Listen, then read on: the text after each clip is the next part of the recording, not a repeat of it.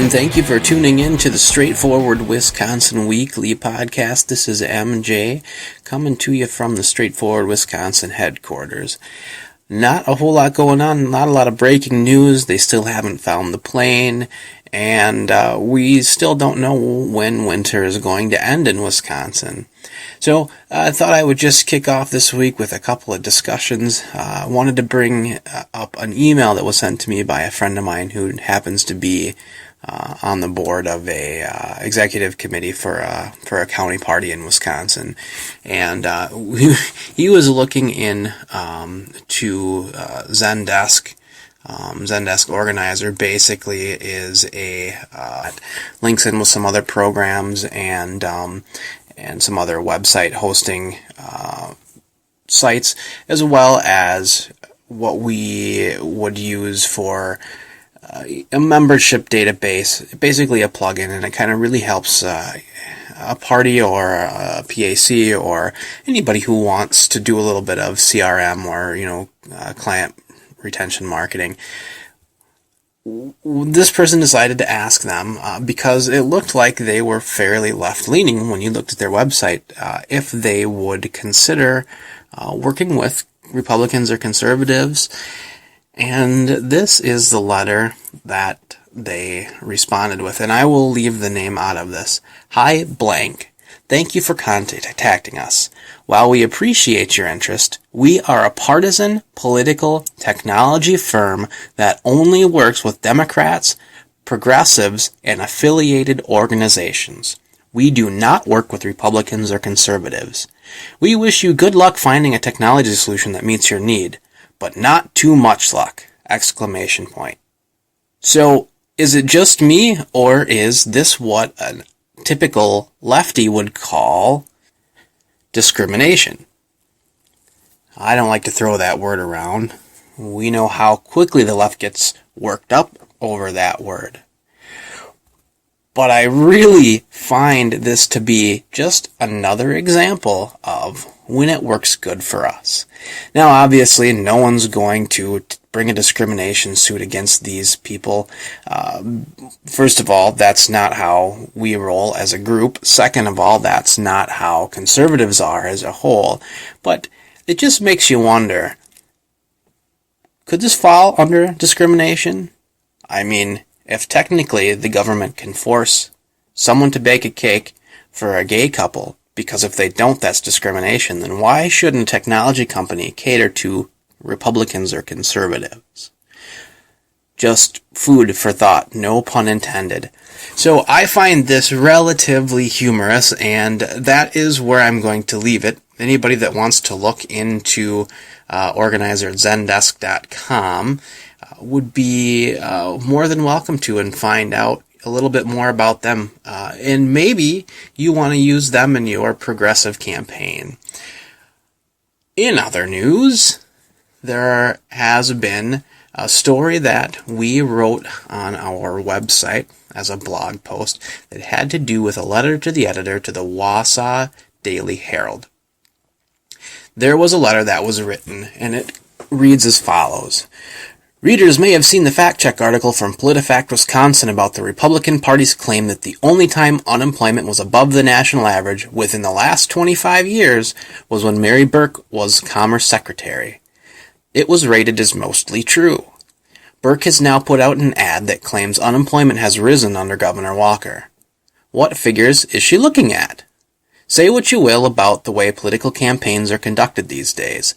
There's nothing I hate more than seeing a candidate think he or she can buy an ad with a skewed vision of the truth and sell it to voters simply because the candidate has the money to do it. Should these candidates be held to false advertising rules? If that were the case, Burke would certainly be guilty. Even though Walker's campaign will respond with factual data, it is often too late. A lie reaches halfway around the world before you can reveal the truth. That was the end of the letter.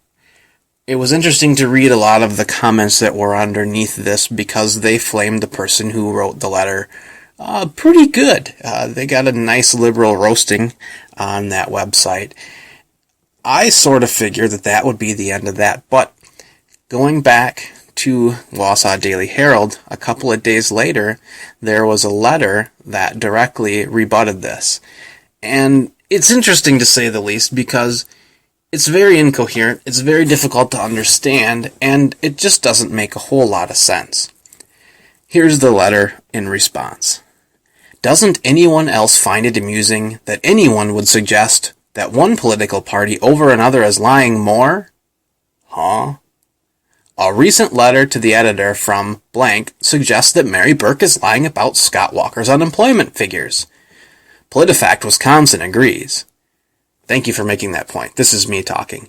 Just the first paragraph. Does anyone else find it amusing that anyone would? A recent letter to the editor from blank suggests that Mary Burke is lying about Scott Walker's unemployment figures. PolitiFact Wisconsin agrees. Well, thanks for making the case for the guy, I suppose. But that is the case. But isn't that the pot calling the kettle black? Or how about remove the log in your eye and then you can see the speck in your brother's eye? I'm not going to comment on that because it's just incoherent. And I don't want to give them the time of day here, but it is interesting to think about this. So I'll read the rest of the letter. Moving on, Governor Scott Walker made a campaign promise that he would add 250,000 new private sector jobs by the end of his first term. He is a long way from meeting this. He also said he was not going to be union busting. He did. Apparently he did is also a sentence in its entirety. Apparently he doesn't think the unions had anything to do with bringing good wages and benefits to employees across this country. Blank's rules for political ads should apply across the board to all political parties and any one groups. We, the voters, need to be savvy enough to separate the facts from fiction and to acknowledge that if we support known lies, it's because we choose to do so based on our, wait for it, bigotry, racism, prejudice, or unwillingness to be impartial. Until we are willing to respect that differences of opinion can be stated without lies, or that winning an election can be done without lies, we will never be free. D.S. Edgar, Wisconsin. Well, I'm not sure what in the first letter could be mistaken as racist, bigoted, lying, etc. Maybe someone can be so kind as to educate me what was racist and bigoted and prejudiced, and also would like to know why this person would point out impartiality but also be being impartial in their letter. Doesn't make a lot of sense to me. But this always speaks to the liberal mindset. If one person makes a comment and that comment puts their ideology in question or in check, and they get their back up against the wall, it's immediately the instinct of someone from the left to come out with those three words. And this author was kind enough to put them straight in a row so that I don't have to think about it. Bigotry, racism, prejudice. Bigotry, racism, prejudice. It's just par for the course. What gets me worked up, and my blood pressure worked up, is that this is just somebody responding to a letter to the editor in a small Wisconsin paper in a medium-sized Wisconsin town. That shows you how far the left has indoctrinated so much of society and have given them the talking points to say, well, this guy doesn't like the Democrat candidate, so clearly there's only one answer. It's bigoted, racist, prejudiced, impartial, fill in the blank. I have to often wonder to myself where these talking points even came from. I have to wonder how you use these talking points to combat a political point that has nothing to do with race, bigotry. I will give them that this letter is partial. It's very partial. But that's because this letter comes from the perspective of a conservative. And is that wrong? Well, no more so wrong, I suppose, than an opposing letter coming from a liberal. These are the things we deal with on a daily basis, and this sort of thing will never change. But I do have a great feeling that a lot of good things are going to happen in 2014. A lot of great candidates.